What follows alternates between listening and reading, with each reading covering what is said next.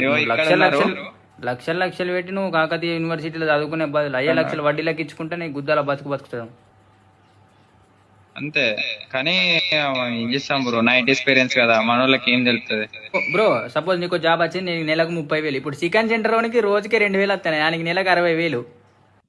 ఇదేంట్రా అయితే? అంతే. అదే కదా, ఏదైనా బిజినెస్ చేసిన పనే బాగుంది బ్రో. ఈ అమ్మాయి సాఫ్ట్వేర్ ఏముంది లౌడా, ఏం లేదు. అట్టిగానే పేరుకు ఒక జాబ్ అని తప్ప మొట్ట బిజినెస్ బెస్ట్. అంతే, చికెన్ అంతే. సెంటర్ పెట్టుకుంటే గుద్దాల పైసలు. వేద్దామా మరి, ఒక ఇద్దరం కలిసి పార్ట్నర్షిప్ వేద్దామా? పట్టు ఒక చికెన్ సెంటర్ పెడదాం, పట్టు ఒక చికెన్ సెంటర్, ఒక పానీపూరి బండి, ఒక మేకప్ పోరీలు కూడా మేకప్ ఈ మధ్య బాగా వాడుతాను, మేకప్ కూడా ఒక షాప్ పెడదాం.